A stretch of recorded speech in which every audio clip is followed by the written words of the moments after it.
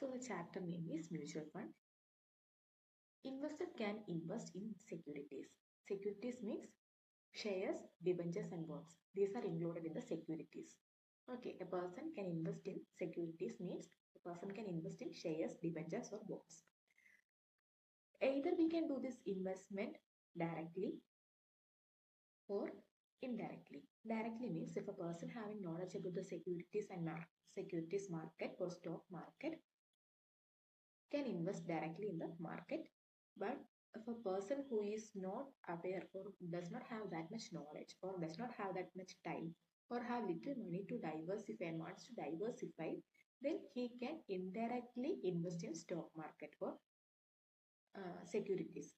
That indirect method is through mutual fund. Okay. Now we are going to understand what is mutual fund. Mutual fund is a trust. Normally mutual funds are registered as trust. So the people who are the partners or who are in the mutual fund are known as trustees. Okay. Then what is the story behind mutual fund? It's a setup done by the sponsor. Who is a sponsor? A sponsor is a person having strong financial knowledge. He knows financial matters very well. So he appoints trustee, people who check whether the organization works without fraud. Sponsor appoints trustee, and this trustee appoints asset management personnel. Who are asset management personnel? They are professionals who can operate and manage the institution. Okay, they set up mutual fund, and the person or the investor in a mutual fund is known as unit holder. So the mutual fund then invests the amount in securities in stock market and give the unit holders what dividend and capital appreciation. Okay, so the thing is, so many or multiple investors give money to the mutual fund. It can be a big amount or small amounts. Okay, so we can't invest in securities or stock market directly with small monies. Okay, so in such cases, mutual fund exists. Mutual fund gathers small monies from multiple investors, and then that money becomes large and they invest large money in stock market. Then from there they earn profit. When they earn profit, they will take a sum for their benefit or their charges, and rest of the amount of the profit the earned is distributed to these investors through dividend, bonus or capital appreciation. Okay, dividend and bonus are called net income, and capital appreciation means increase in capital value or capital gain that happens on sale of securities. This is what mutual fund is. Mutual fund, a sponsor set up the mutual fund and he appoints trustee. Trustee check the organization works without fraud, and the trustee appoint asset management personnel. They operate and manage this mutual fund, and the mutual fund gathers small monies and invest huge sum in stock market and earn profit, and that earn profit or return that can be called as net income. Net income includes dividend and bonus, or on sale they get capital appreciation. These are distributed to the investors. So next is classification of mutual fund. Normally mutual funds are classified into three: on the basis of structure, on the basis of investment portfolio, and on the basis of income plan. First we are going to discuss on the basis of structure. It is also called on the basis of function. Which are the three types? Open-ended, closed-ended and interval fund. In this, open-ended is the general. So next is the classification of mutual fund. Mutual fund can be classified on the basis of structure. Mainly it can be classified on the basis of three things: on the basis of structure, on the basis of investment portfolio, and on the basis of income plan. Okay, so first we are going to study on the basis of structure, also called on the basis of function. The three categories on the basis of function or structure are open-ended, closed-ended, interval funds. Okay, so open-ended is the commonly found mutual fund. Now closed-ended is not that common. So let's understand what is open-ended. Open-ended means anytime entry and exit. That means we can enter into the market or exit from the market anytime. And unlimited number of buys and sells, indefinite redemption period, capital is unlimited and the price is fixed. Okay. So while dealing with open-ended mutual funds, price is fixed and the capital is unlimited, meaning we can have n number of buy and sell, unlimited number of buy and sell. And the redemption period is also indefinite, that is meant by open-ended mutual funds. Now next one is close-ended mutual fund. What is close-ended mutual fund? We studied that in open-ended fund, entry and exit is there is no fixed time, but for close-ended, entry and exit is fixed. We can invest or enter into the mutual fund only when new fund offer is issued or after the units are listed. Only in those two times we can invest in close-ended mutual funds. And we can exit only on three scenarios, which are they on selling the stock we can exit, or on the expiry of a scheme we can exit, or during the repurchasing period we can exit. Only on those three times we can exit. And we can invest only when new fund offer is issued and after the units are listed. In close-ended, the capital is fixed. In open-ended, the capital was unlimited. N number of buy and sell we can do. But in close-ended, the capital is fixed. And the price changes on demand and supply. Okay. In open-ended, the price was fixed. But in close-ended, price changes on as per the demand and supply. As demand increases, price increases. As supply decreases, price increases. Then these close-ended are not treated like mutual funds. Now they are not so common. I hope you understood that. Next one is interval fund. What is interval fund? They are a mix of open-ended and close-ended. And these are not to be listed. Okay. Maturity is not defined. Maturity period is not defined in interval fund and can make fresh issue and redemption during specified interval at prevailing NAV. So interval fund is a mix of open-ended and close-ended fund. In open-ended, we can enter any time and exit any time. In close-ended, there was fixed time period. But in interval, entry and exit can be during specified interval. And the price or the NAV is the price at that prevailing time. In open-ended, the price was fixed. In close-ended, price changes as per demand and supply. But in interval fund, price is that prevailing NAV. At that time, what is the NAV? That will be the price. Okay. Now, these are the classifications on the basis of structure or function. Next, we are going to discuss on the basis of investment portfolio. On the basis of investment portfolio, mutual funds are classified into three: equity scheme, debt scheme, and hybrid scheme. Okay. Equity scheme, as the name itself say, equity scheme means mutual funds through equity. Debt scheme means mutual funds through debentures and bonds. Hybrid scheme means a mix of both. What does equity scheme include? Equity scheme include growth fund, aggressive fund, and income fund. What is growth fund? If we are an investor who is looking for long-term investment, then growth fund is the best. Or if we are looking for supernormal return with high risk comes high return. If you are looking for such fund, then we can choose aggressive fund. Next is we want a safer side regular income. Then we can invest in income fund. These are the types of equity scheme.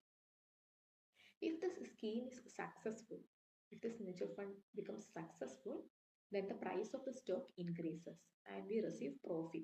Mainly this profit will be either dividend or bonus. Okay, this is about equity scheme. Now what is debt fund or debt scheme?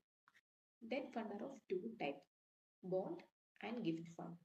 Bond means they are fixed income, tax free and safer side. Okay, investing in a bond is safer side because they are fixed income and they are also tax free. Interest from the bonds are tax free, and that interest will be fixed income, and that will be safer and steady income.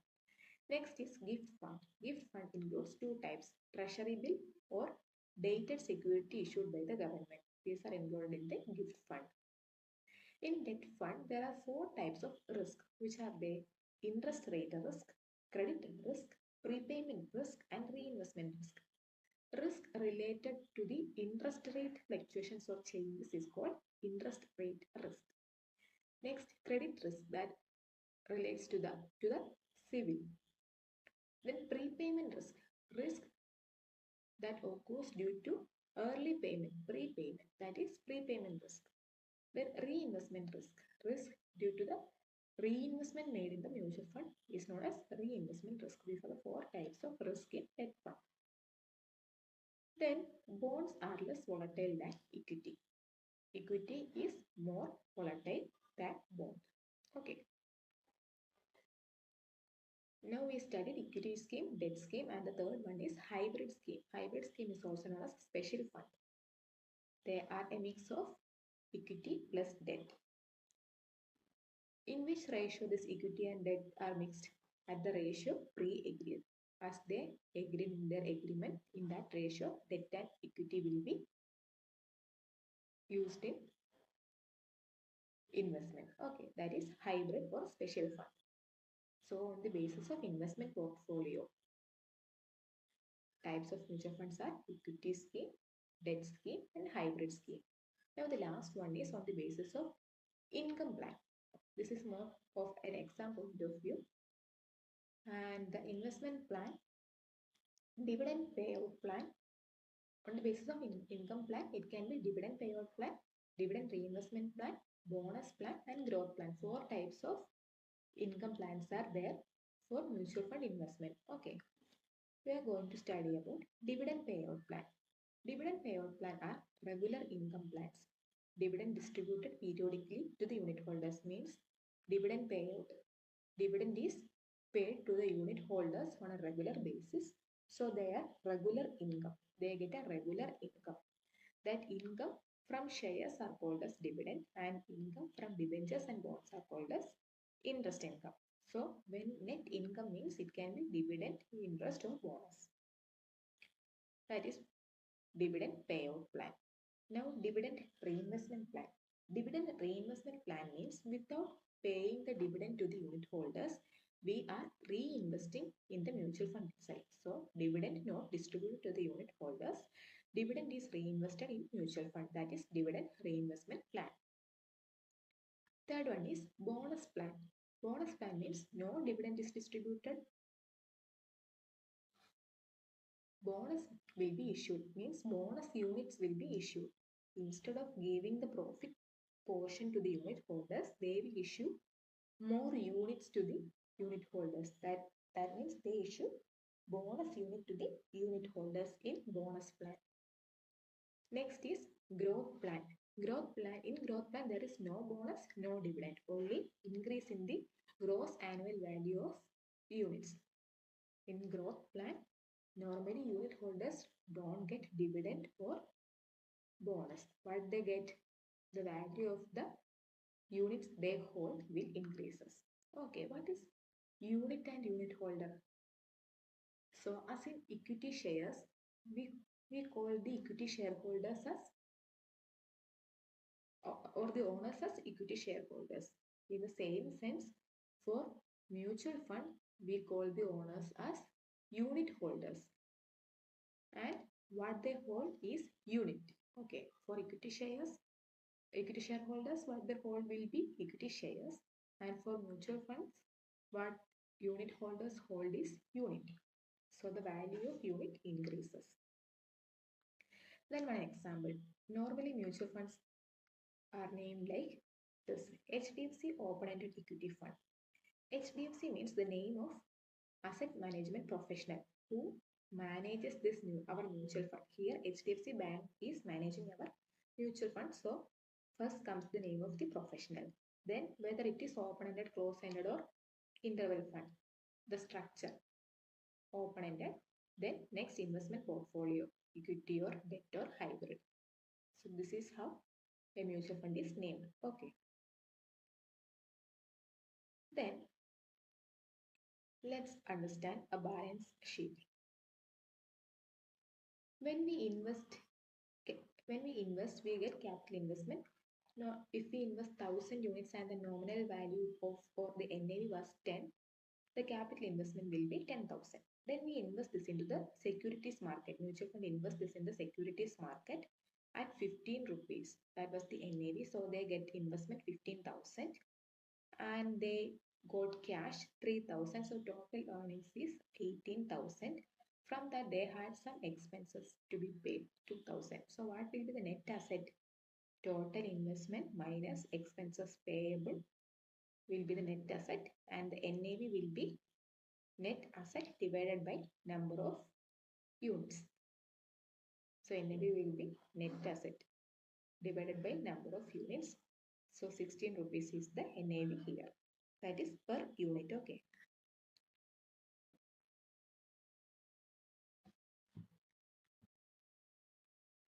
So next is net asset value of mutual fund. Net asset value.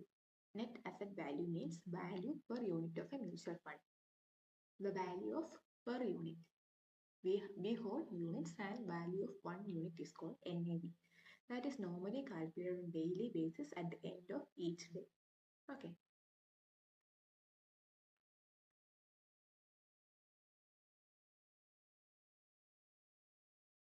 Next, we are going to compute NAV per unit. Just remember the balance sheet we studied earlier. So it starts from market value of securities. From the market value of securities, what was the market value of securities? 15,000. Okay, from that we will start finding the value of NAV per unit. Market value of securities plus income received. Income means any dividend, bonus or capital appreciation comes in the income, plus closing cash balance. Closing cash balance was 3,000 in our question earlier studied. Less expense payable, or any payables or any expense will be deducted. Here 2,000 is deducted, so we get net asset of mutual fund at market value. Remember this is at market value 16,000.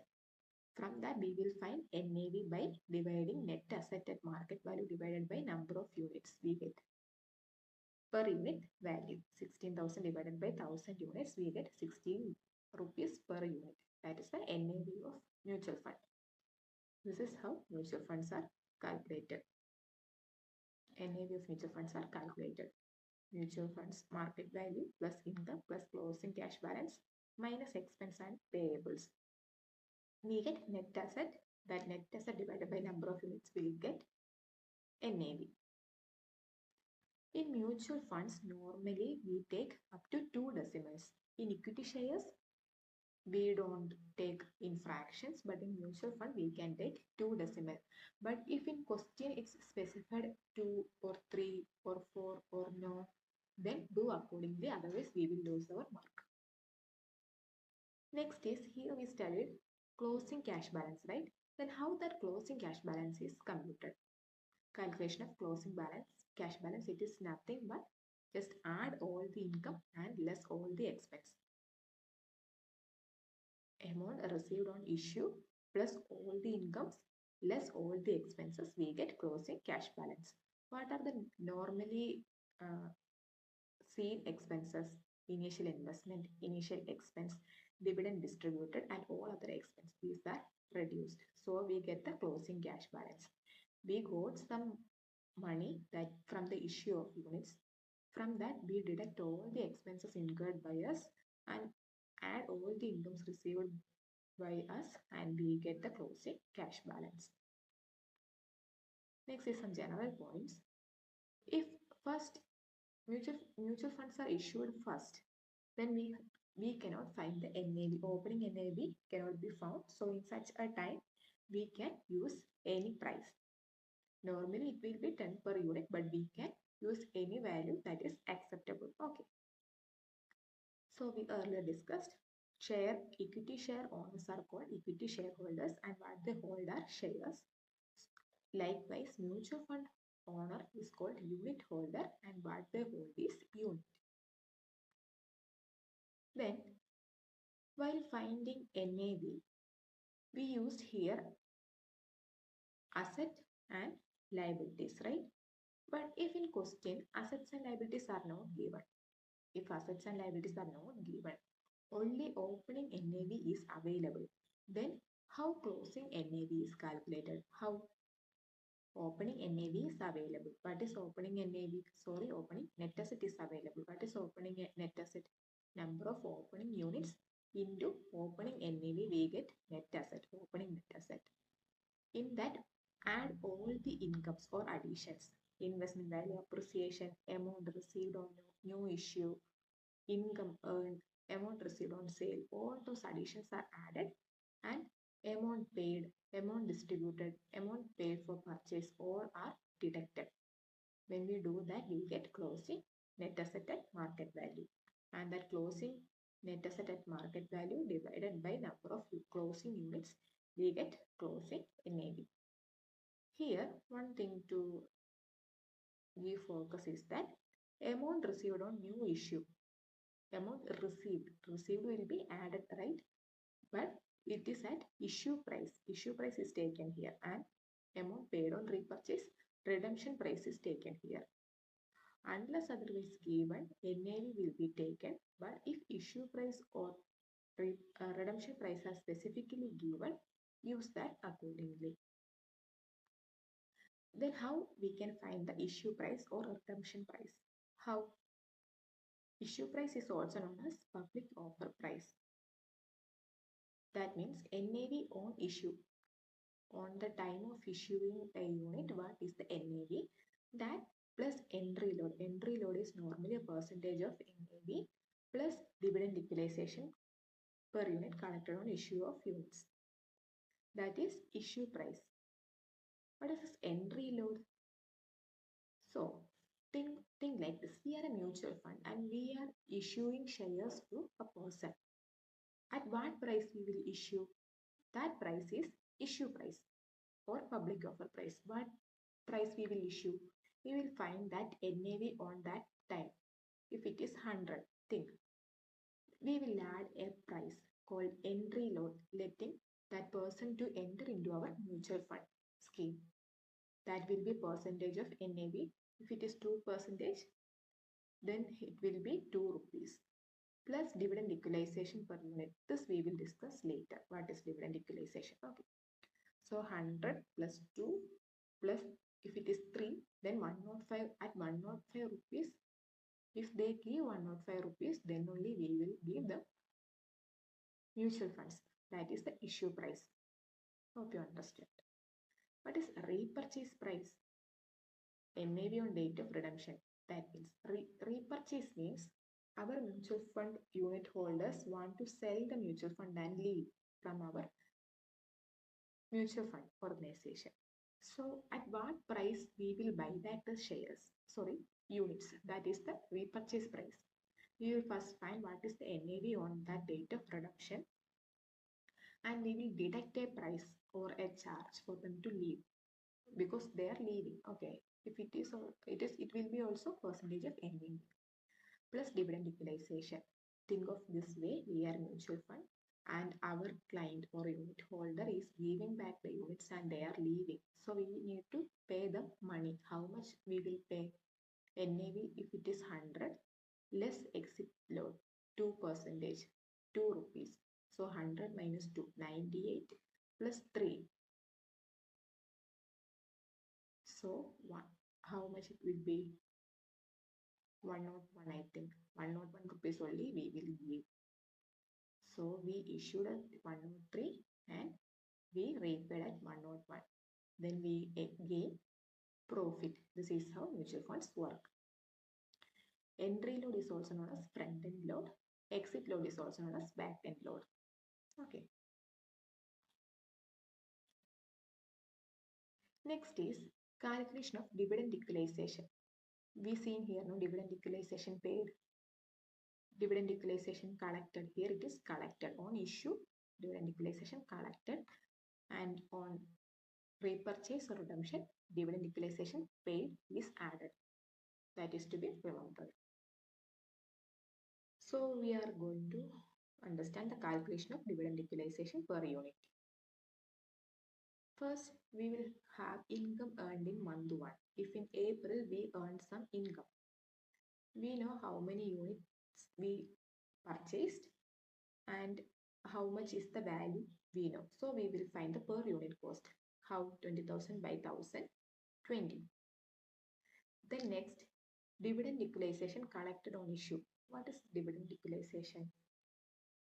So we are, in the beginning we have 1000 units holders and their unit value was 20 rupees per unit. So in between, some more investors came and they purchased our unit. 200 more people units introduced. So in order to make the dividend payment, now total after a period it was 1200 units. On distributing dividend, to make them equal, what we do? We collect some money from unit holders. Say 10,000 rupees. So per unit is 50. Then we will add 70. So now the investors in the beginning and the investors who came in the middle both have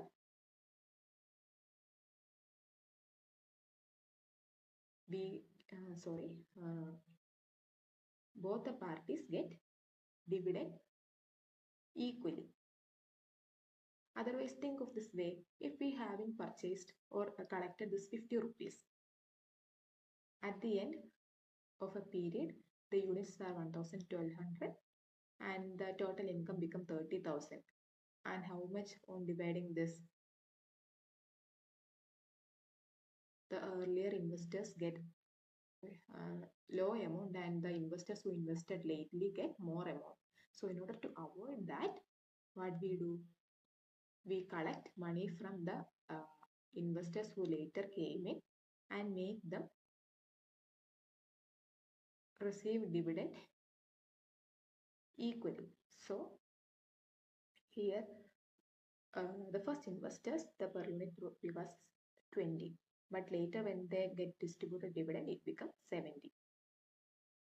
This later joined mutual fund unit holders, their per unit rupee was 50, but later when they get dividend they got it at 70. Okay. Then next, in next month also some income is earned, say 60,000. 60,000 divided by 1200, we get 50 per unit. We add this 1200 carried out, 70 plus 50, 120 per unit, 30,000 plus 60,000, 90,000. Then dividend equalization paid on repurchase. Some people are leaving. So in order to make them get their dividend equally or proportionately, we are doing this process, dividend equalization paid. How much? If 200 units are leaving and the what is the per unit value now? 120. So 200 into 120, 24,000 will be paid to the people who are leaving. Okay. Then how much balance? 1,200 minus 200,000, 120. Here 1,200 minus 200,000. Here 90,000 minus 24,000, 66,000. Then we will find per unit cost. 66,000 divided by 1,000, we will get 66 per unit. That will be the income available to distribution. Then what is the dividend distributed? Say if it is 36,000, 36,000 divided by 1,000 unit, we get 36 per unit value. So the remaining income will be 1,000 at 66 minus 36 at 30 per unit, and the value will be 30,000. This is how dividend equalization works. I hope you understand. If you don't, just comment down below, then I will make a separate video about this dividend equalization method. Okay. Next topic is return from mutual fund. Return means profit or yield. Okay, holding period return means the total return during the period of investment. So think like this, we are an investor and we hold a mutual fund for 3 months. So we need to look how much is the holding period return for the 3 months. It can be in two ways. If it is dividend payout plan, one method, and if it is reinvestment bonus or growth plan, another method. If it is dividend payout plan, what we extra have is an income received, that will be dividend. Okay. So holding period return is equal to net investment, means investment at the end minus investment at the beginning, plus income received. What is the income received? It can be interest or dividend, divided by investment at the beginning into 100. So we get a percentage. Or in other words, investment at the end means closing NAV into number of units, minus investment at the beginning means opening NAV into number of units, plus income earned. Income earned means number of unit into income per unit, divided by investment at the beginning means opening NAV into opening unit into 100. Thus, we get holding period return. Here, income. We studied income received, right? That income includes dividend and capital appreciation. That is how holding period return is calculated. Now, if it is in the reinvestment bonus or growth plan, how holding period return is calculated? Investment at end, that means closing value, NAV into closing unit. That unit include issued unit and reinvested unit. Reinvestment plan, right? So reinvested units are included, minus opening NAV into opening unit divided by opening NAV into opening unit into 100. What's the difference here? Here no income received. Here we had income received, but in the reinvestment there is no income because we reinvest the dividend into mutual fund itself. And in bonus there is no dividend, and growth plan there is no dividend, so there is no income in this method. That is how holding period return is computed. If issue price and repurchase price is given, use it as NAV in these cases. Okay. Otherwise, commonly NAV will be used. If it is specifically given, use it. Next is annual return. Annual return is also known as effective yield per annum. Here we studied that, we discussed that holding period was for 3 months, right? If it is for 3 months, then annual return will be holding period return for 3 months into 12 months divided by 3 months. Okay, 12 by 3. That will be the annual return. That also will be in percentage. Here the N include starting and ending date in mutual fund. If we calculate in number of days, then starting and ending date will be used, and number of days or number of months invested is held. Then other topic, evaluation of mutual fund. Evaluation of mutual fund means calculating the performance. How? First method is expense ratio. How much asset mutual fund is used to operating expense? How much expense, how much of our mutual fund earnings are moved to meet the expense? How to find that? Operating expense, total of operating expense divided by average net asset. How average net asset is calculated? Opening net asset plus closing net asset by 2. So total operating expense divided by average net asset into 100 gives expense ratio. Next is tracking error. Tracking error means to calculate deviation. We have a set benchmark and we need to find how much it deviated. So this equation is sigma d minus d bar whole square by n minus 1 whole root. Here D means differential return. How differential return is calculated? Return on mutual fund minus return on benchmark. That is D minus D bar. D bar means average differential divided by n minus 1. Here whole square is there, divided by n minus 1 and root. That is tracking error. These are less priority topics. Next is mutual fund earnings. Mutual fund earnings is denoted by R2. Mutual fund earnings equal to Return earned means R1, that is normally a percentage, divided by 1 minus initial expense, that also will be a percentage, plus recurring expense, that will be also percentage. So mutual fund earning is equal to return earned divided by 1 minus initial expense plus recurring expense. Then the last portion is hedge fund. What's hedge fund?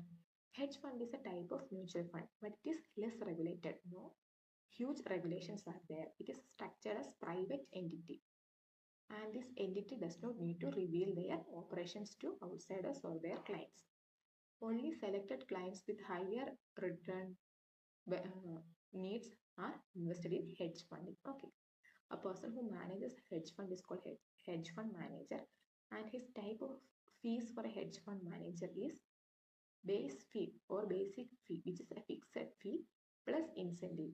When he get incentive, when the return received is in excess of the value of portfolio, then a percentage on the excess will be charged by him as incentive. That will be the type of fee for hedge fund manager.